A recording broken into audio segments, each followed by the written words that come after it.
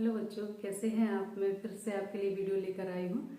और हम जो द्विध्रुवीयता का अंत का सार संग्रह पढ़ रहे थे, उसी क्रम में आगे बढ़ते हुए आज हम जानेंगे जो मैंने बताया था, कुछ महत्वपूर्ण शब्द हैं या प्रश्न हैं जो अक्सर आते ही हैं। तो हमने क्यूबा संकट देखा, बर्लिन दीवार देखी, और आज हम शॉक थेरेपी और गराज सेल के बारे में चर्चा करेंगे।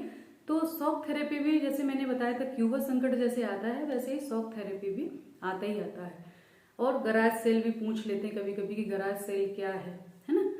तो या इसके बारे में हमें पता होना बहुत जरूरी है, क्योंकि चार ऐसे शब्द हैं जो अक्सर द्विध्रुवीयता में पूछे ही जाते हैं।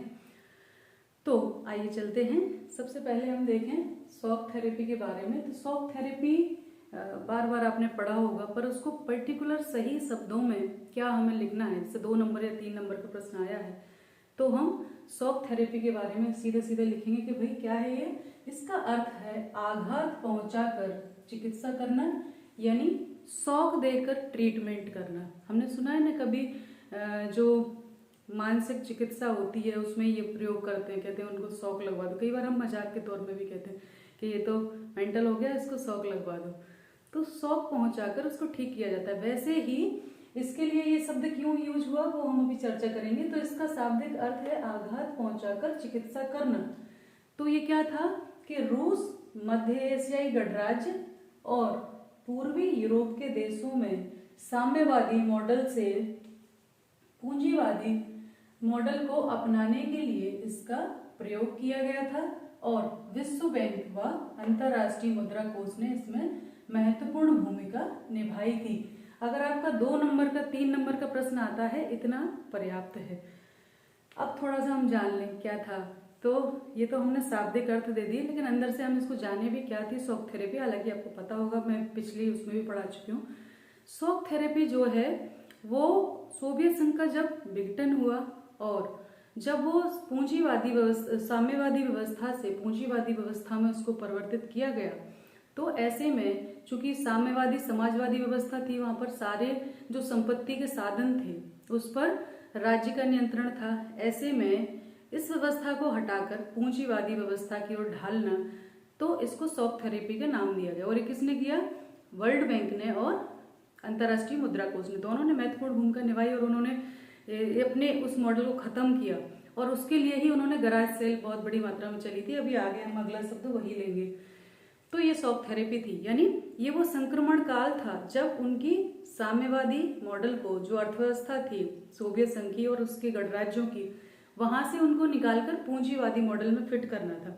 तो ऐसे में बहुत सारी चीजें हुई, लोग बहुत संक्रमण से गुजरे, बहुत परेशानियां हुई। यानी कि वो जो 1991 से 2000 तक करीब ये जो देश थे सारे, इनको बहुत अस्त व्यस्त रहे, इनकी इकोनॉमी गिर गई। 2000 में जाकर करीब इनको 8-9 साल 10 साल लग गए, उसके बाद ये थोड़ा सा ग्रो अप हुए।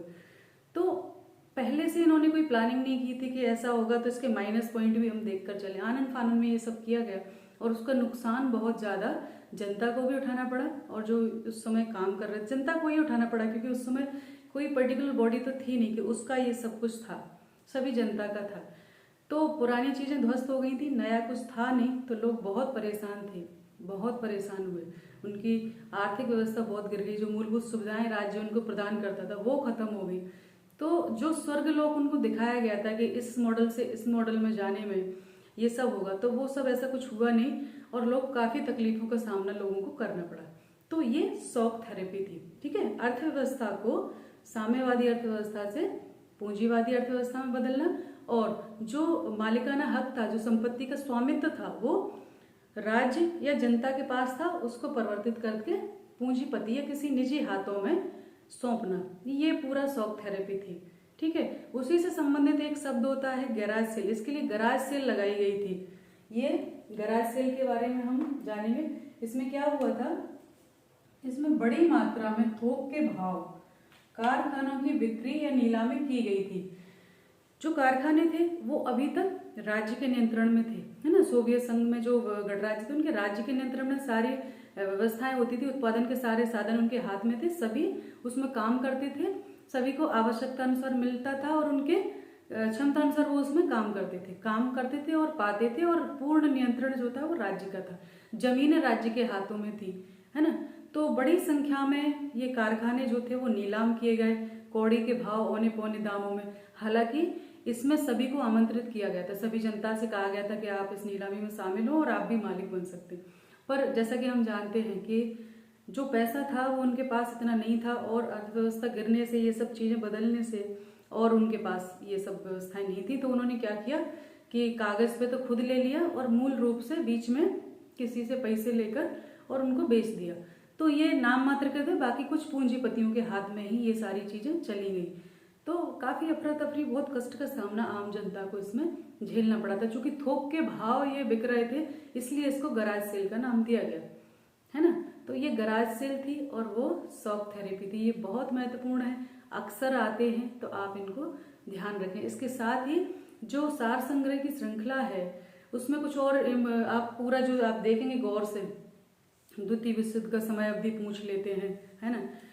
और ये shock therapy, garage sale, Berlin दीवार, ये सब सोवियत संघ का अंत कब हुआ, सोवियत संघ का विघटन क्यों हुआ, अक्सर ऐसी चीजें पूछी जाती हैं जो हम सभी बिंदुओं पर चर्चा कर चुके हैं। तो आज के लिए इतना ही इस वीडियो में। इसके साथ ही द्विध्रुवीयता का अंत जो हमारा अध्याय है वो समाप्त हुआ। अगले अध्याय में हम फिर मिलेंगे महत्वपूर्ण प्रश्नों को लेकर। तो ध्यान रखें, पढ़ाई करते रहें। नमस्ते, सभी को धन्यवाद।